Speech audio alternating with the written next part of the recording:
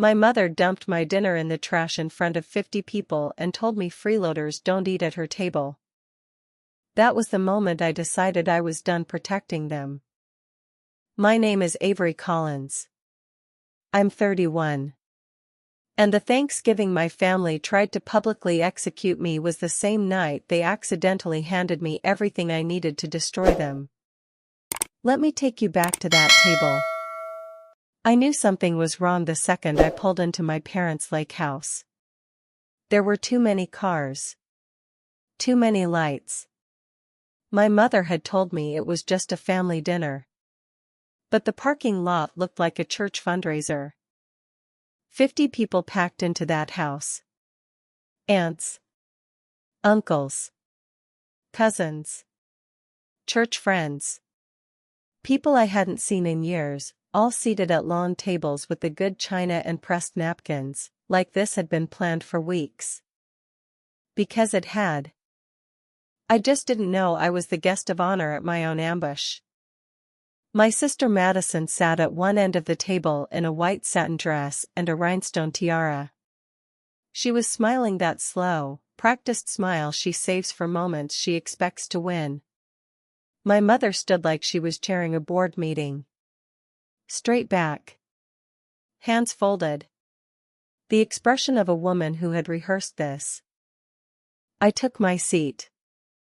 I hadn't even unfolded my napkin before my father slid a document across the table. Notarized. Printed. Waiting. He tapped it with one finger and said, "Pay the $78,000 for your sister's wedding. Or leave this house and don't come back." The table went silent. 50 people. All watching me. My mother rose from her chair. Slowly. Theatrically. "Every person at this table agrees," she announced to the room. "You owe her this." I looked at Madison. She tilted her head and said, "I already booked the venue under your credit card. So really, you're just making this harder than it needs to be." I didn't move. I didn't reach for the pen. So my mother picked up my plate and walked it to the trash. She tipped it in without blinking. "Freeloaders don't eat here." Then my father walked to the counter, picked up my car keys, and put them in his pocket. "The car stays until you decide to do the right thing." 50 relatives. Watching. Waiting. Some shifting uncomfortably. Some leaning forward. I stood up. Buttoned my coat. And said one sentence. "You might want to call the venue before you call me ungrateful." I said it quietly. No tears. No shaking voice. That was the part that broke them. My father hated calm more than he hated anything else. Anger meant emotion. Emotion meant weakness. But calm meant I already knew something he didn't. Madison laughed first. That dismissive laugh she'd been perfecting since we were kids. "Oh my God, Avery. Don't be dramatic. You work in compliance. You review expense exposure every single day. 78,000 is not impossible. It's a wedding, not a war." And there it was. That one sentence told me everything I needed to know about how my family saw me. My career, my discipline, my financial caution, all of it was just a communal resource to them. Anything I built was theirs to spend if Madison wanted something expensive and photogenic. My mother crossed her arms. "Your sister has one chance to have the wedding she deserves. And I get one chance to be treated like a human being," I said. "Seems we both came here with dreams." That's when my father decided to finish me. He started listing everything they'd ever done for me, like he was reading from an invoice. The used car when I was 16. The year I stayed home after college. Textbooks. Holidays. Every gift reframed as a debt I'd been accumulating for 31 years. My mother added her piece. You've always resented Madison because she brings people together and you keep score. Madison sighed like she was doing me a favor. Honestly, Avery. I thought by 31 you'd be over the jealousy. I reached into my bag and pulled out my phone. Since we're doing receipts, I said, let's do them correctly. My father's face changed. He recognized that tone. 2 years before that dinner, someone had tried to add themselves as an authorized user on one of my personal credit cards. The bank caught it. Froze the account. Opened a review. And told me enough for me to understand exactly where the request had originated. I never got an apology. I got silence. Then blame. Then the suggestion that I was paranoid. I looked at my mother in front of 50 people and said, would you like to tell everyone why my card was flagged 2 years ago? She snapped back too fast. This is not the time for your paranoia. That answer told the room more than a confession would have. My aunt at the far end of the table stopped chewing. A cousin set down his fork. Madison's smile finally flickered. I pulled up the email thread I had forwarded to myself 100 times. The one I had saved for exactly this moment. The venue deposit didn't clear, I said. Not because I refused tonight. Because the card you used was locked long before this dinner. Which means one of two things happened. Either Madison lied when she said she booked the venue under my card. Or someone here knowingly tried to run a frozen account and planned to publicly humiliate me into fixing it. Madison straightened. You were trying to ruin my wedding over a technical issue. No, I said. I'm exposing a theft issue over turkey. And then the question that changed everything came from the last person my family expected. The groom's mother, quiet all evening, looked around the table and asked simply, wait. Why would Avery be paying for any of this at all? The room shifted. My mother scrambled. It's a family arrangement. No, I said. It's extortion with sweet potatoes. A few people laughed nervously. A few looked down. My father stepped toward me and lowered his voice. Sit down. I met his eyes. Give me my keys. Not until you stop this. Then keep them. Because if I stay another minute, I stop protecting all of you. My mother's face went white. She knew exactly what I meant. I turned, walked to the door, and said the last thing I would ever say at their table. I'm not blowing up this family over one wedding. I'm blowing it up over years of pretending your entitlement was love. Then I walked out into the cold. I spent that night in a hotel 20 minutes away.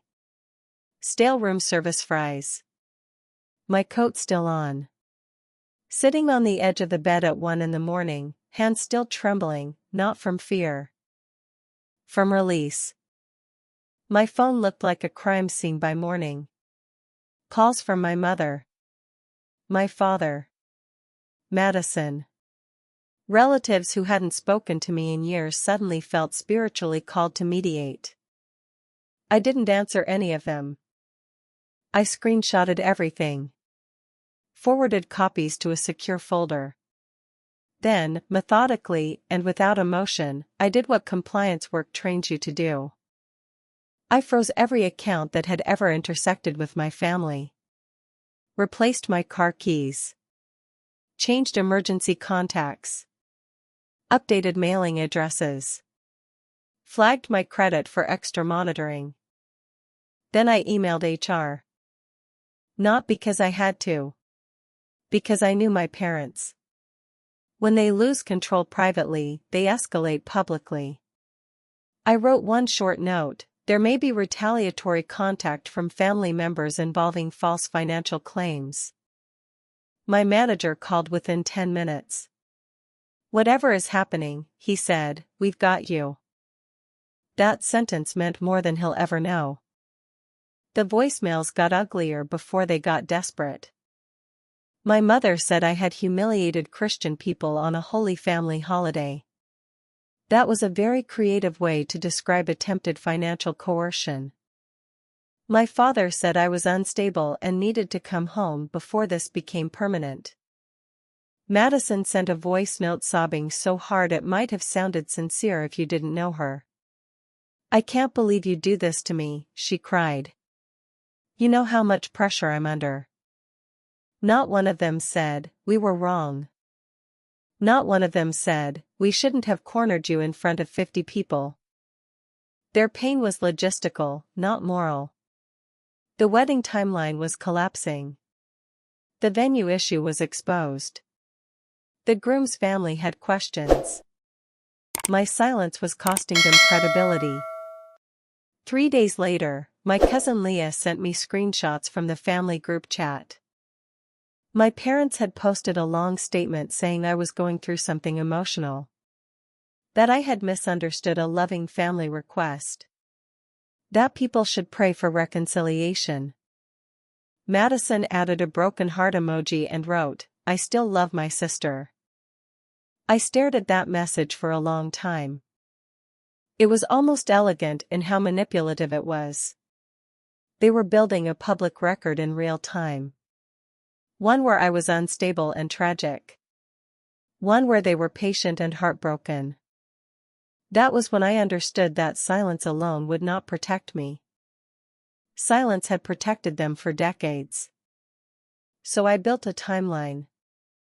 Not an emotional diary. Not a dramatic accusation list. A professional, dated, documented timeline. Incidents. Financial irregularities. Screenshots. Voicemails. Texts. The flagged bank event. Witness names. The more I built it, the clearer the pattern became. Madison wanted something. My parents framed it as family duty. I resisted. They escalated shame until compliance felt easier than standing firm. It had happened with the car.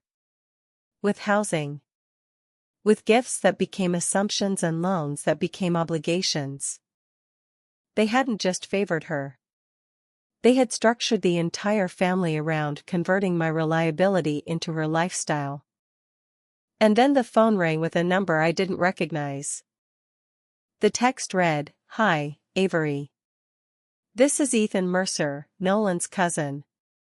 I think your parents have been using your name with my aunt and uncle. We need to talk before they lose more money." Read that again. Before they lose more money. I met Ethan the next afternoon at a coffee shop. He looked tired before he even sat down. Within 5 minutes, I understood why. 2 years ago, Madison had convinced him to front money for a luxury rental, promising reimbursement within 30 days. He never saw a dollar. My mother had called it a misunderstanding between young people. He was 34 at the time and had receipts. Ethan pulled out his phone and showed me a message thread between his aunt, Nolan's mother, and my mother. My mother had told them I was managing a family trust disbursement. That I had already set aside funds for the wedding. That my hesitation was purely about timing and tax strategy. I almost laughed. I am a compliance analyst. Not a trust officer. My grandparents left sentimental items. Not secret wealth. But my mother had always believed that competence could replace documentation if delivered with enough conviction. He kept scrolling. There it was again. References to my formal commitment. My financial gift. My desire to remain anonymous. And the worst line of all.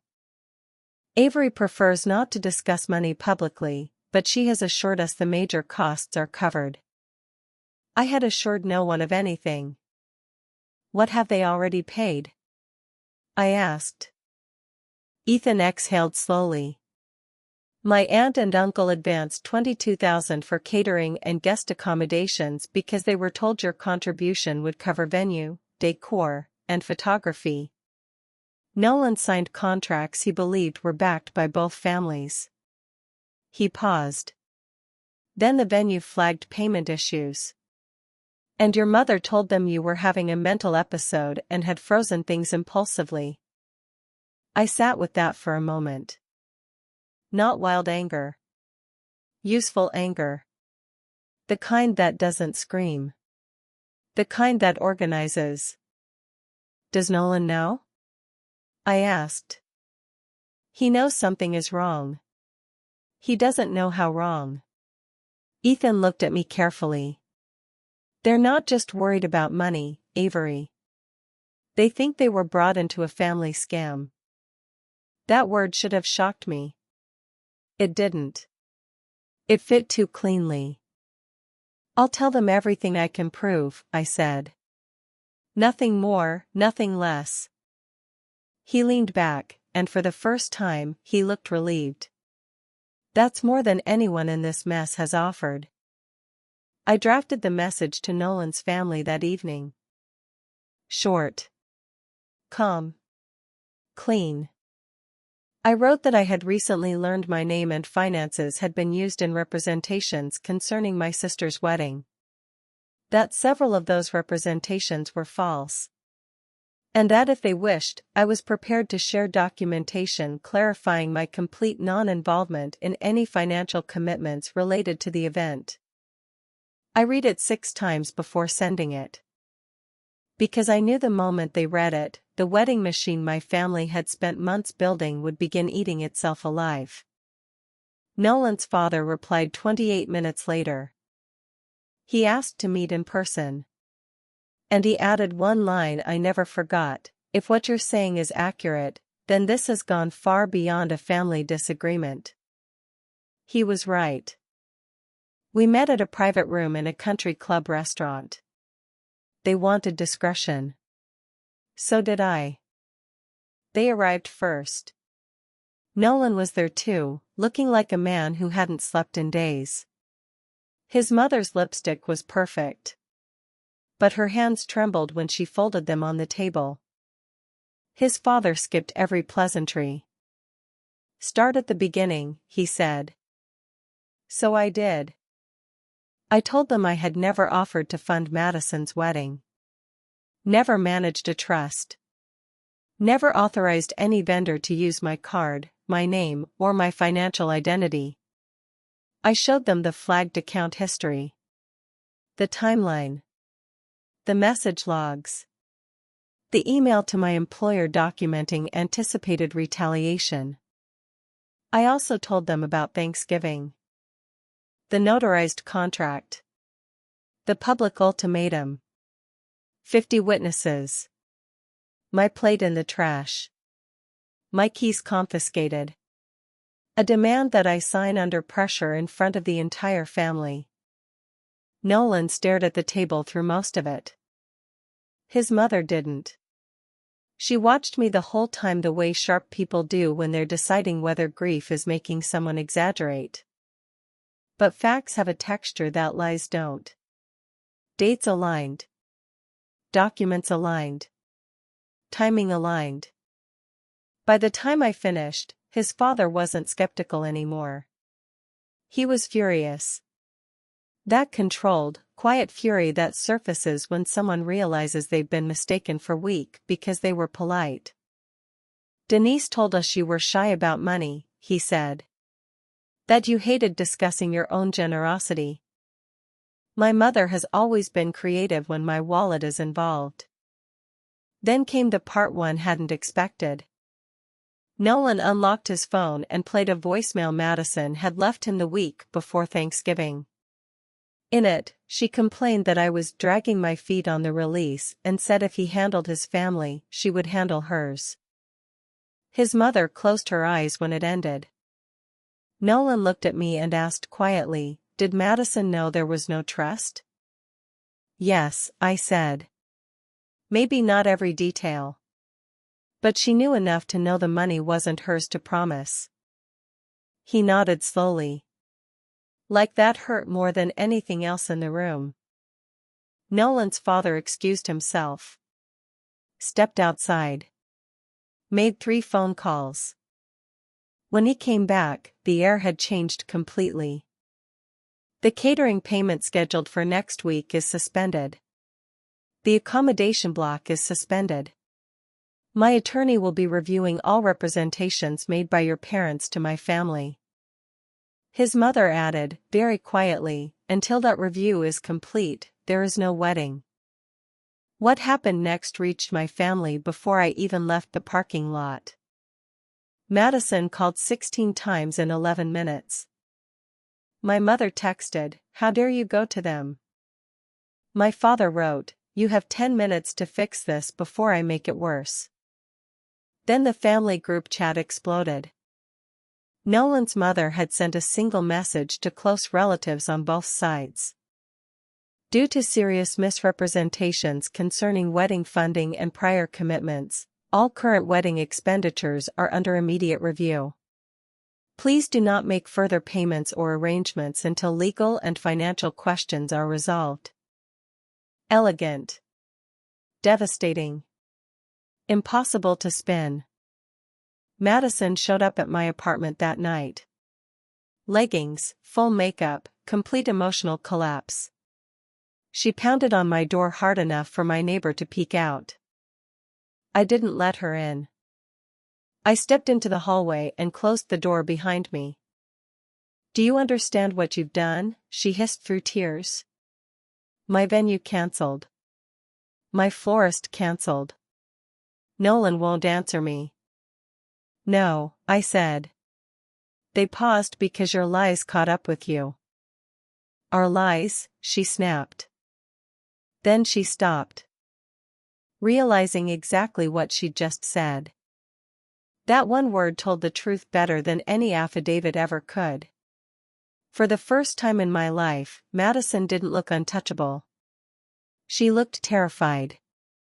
Mascara streaked. Hands shaking. All that tiara confidence, gone. "Please," she whispered. Then, "Avery, please don't let them think I did this alone." She had never asked me for help like a sister. Only ever like a beneficiary. I looked at her for a long moment. "You didn't do it alone," I said. "But you did do it." She started crying harder and said, "They told me you always come through." And there it was. The family creed, spoken out loud for the first time. Avery absorbs it. Avery fixes it. Avery pays. I shook my head. Not anymore. She slid down the hallway wall and covered her face. I went inside. Locked the door. And let my phone ring itself into silence. Revenge isn't always loud. Sometimes it's simply refusing to keep carrying what other people built on your back. By the next morning, the wedding wasn't just wobbling. It was collapsing publicly. My parents had lost the one thing that mattered most to them, control of the narrative. And when outside money, outside witnesses, and outside attorneys entered the picture, their usual weapons stopped working. Shame only functions when the audience trusts the performer. Mine had finally stopped. So they escalated. My father called my office reception pretending there was an urgent financial misconduct issue involving me. Security flagged it and forwarded it to HR, who immediately called to warn me. 2 hours later, my mother emailed one of my senior directors from her personal account claiming I had embezzled from relatives and was fabricating stories to avoid repayment. That might have destroyed me if I hadn't already briefed my company. Instead, my director replied exactly once, "Please direct any further personal allegations through counsel." My parents had always treated professionalism like a costume. They had no idea what it looked like when an actual institution stopped tolerating them. That evening, my father left a voicemail unlike any he'd ever sent before. No authority. No yelling. Just panic leaking through every breath. Avery, call me back. This is getting out of hand. People are asking questions. Madison is falling apart. Nolan's family is threatening to pull everything. Your mother can't sleep. Please. We can explain. Then another. Then another. 36 voicemails from him alone over the next 2 days. In one of them he said, "You don't understand what this will cost us." I listened to that line 3 times. Because it was the closest he had ever come to understanding me. He still meant his cost. Not mine. But it was something. Meanwhile, relatives began contacting me privately. An uncle admitted he'd always suspected I was treated harder than necessary. A cousin confessed my mother had once asked him to pressure me into co-signing a family note. My Aunt Paula, the one who had watched my plate hit the trash and said nothing, sent a message that simply read, "I should have stood up for you. I am sorry. It was late. It was weak. It still mattered." Toxic systems survive on silent bystanders almost as much as on the people running them. Then I did the final thing my parents never imagined. I stopped protecting their image. I didn't go online. I didn't post. I sent one measured email to every relative who had attended Thanksgiving, plus anyone directly involved afterward. No insults. No adjectives. Just a short statement and attached documentation. I wrote that conflicting versions of recent events were circulating. That I was sharing limited documentation establishing that I had never agreed to fund the wedding. That financial claims had been made in my name without consent. That retaliatory contact had extended to my workplace. And that all future communication should occur in writing only. Screenshots of the contract. Key texts. The HR preserved email from my mother. The effect was immediate. You could feel the family's center of gravity shift. People who had enjoyed watching me get cornered did not enjoy being shown that they had been seated at a public coercion ritual and called witnesses after the fact. Relatives began distancing themselves from my parents.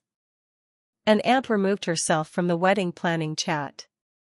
My grandfather's brother, an 80-year-old retired pastor nobody argued with, called my father and said, "You are not disciplining a daughter. You are extorting one." I heard about that call from 3 different cousins within an hour. Then the financial wreckage surfaced. Once vendors started comparing communications, cancellations multiplied. The venue kept part of the deposit. The florist had a non-refundable custom sourcing fee. The live band had a penalty clause. The luxury tent company wanted full cancellation charges because installation had already been scheduled. When everything was totaled, my parents were facing well over $100,000 in sunk costs, penalties, and private reimbursements they had assumed would be covered once they forced me to sign. Their masterpiece of manipulation had one fatal flaw. It depended on my compliance arriving before the paperwork did. My mother finally showed up at my apartment alone. No pearls. No perfect lipstick. Just a wool coat, swollen eyes, and the look of a woman meeting consequences for the first time in her life. I didn't invite her in. She stood in the hallway and whispered, "Please stop this." "I didn't start this," I said. She swallowed hard. "We were trying to help Madison." "No," I said. "You were trying to use me." Her face crumpled. Not from remorse. Because the sentence was so clean she couldn't argue with it. Then she said the thing I had waited my whole life to hear, and somehow no longer needed. We handled it wrong. Not, we were wrong. Handled it wrong. Even her apology was logistical. I shook my head. That's why this happened, Mom. Because to you, cruelty is a strategy problem. She reached for my arm. I stepped back. You told 50 people I owed Madison my life. You threw away my dinner. You took my car. You contacted my job. You lied to another family in my name. You don't need forgiveness right now. You need reality. She left without another word. 3 days later, Madison's wedding was officially cancelled. Not postponed. Cancelled. Nolan ended the engagement through attorneys and one brutally simple email. In light of material misrepresentation and irreparable loss of trust, I do not see a path forward. My parents had wanted to force me into a lifelong payment. Instead, they had forced their golden child into a public collapse they could not control. I met Madison one last time. At a park by the lake, 2 weeks after the cancellation. Winter had stripped everything down to branches and cold light, which felt right. She looked smaller without my parents orbiting her. The version of herself that only existed when they weren't around had finally surfaced, and didn't quite know how to stand yet. No makeup. No performance. No tiara. She sat on a bench and said, without any of her usual armor, "They're blaming me now." I believed her instantly. Families built on scapegoats don't learn from collapse. They just reassign weight. She told me the vendors were furious. Nolan's family had cut contact. And our father had started saying Madison had misunderstood the plan. The plan. Even now, he talked like it was a scheduling error, not a character failure. Madison laughed once. Bitter. Short. I spent my whole life being told I deserved more than everyone else. I didn't realize that meant they'd let me walk off a cliff if it kept them feeling important. That was the first honest thing I had ever heard her say about our family. Then she looked at me and asked for the one thing everyone assumed I still owed. Rescue. Can you talk to them? Tell the family I wasn't the only one?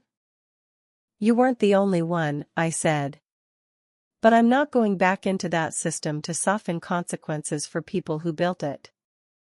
She wiped her eyes. So that's it? No, I said.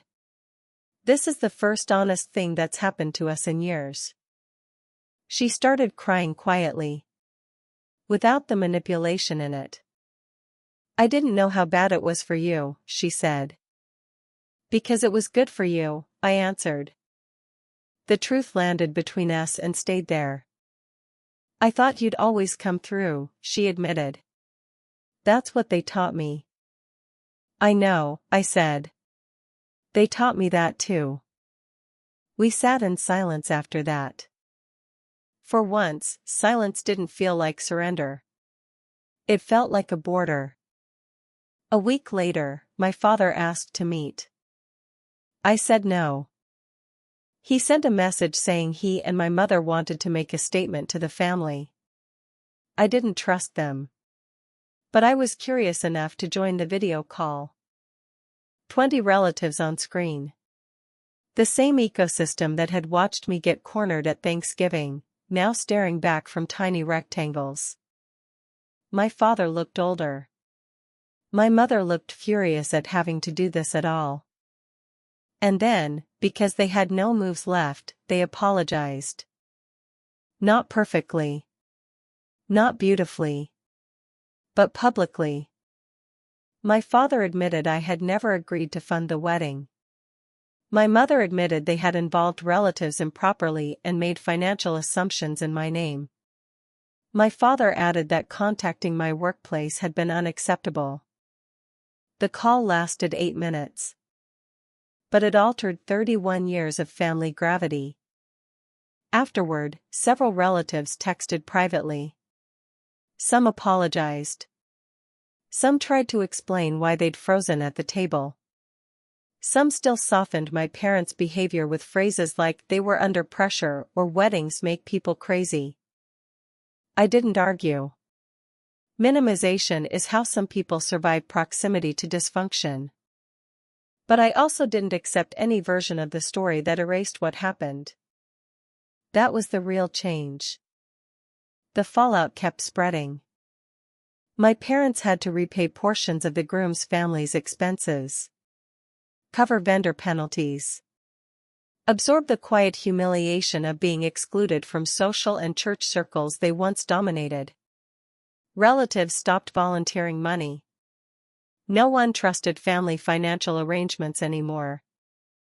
My father sold the classic car he loved to cover outstanding obligations. My mother canceled a home renovation she'd been bragging about for months.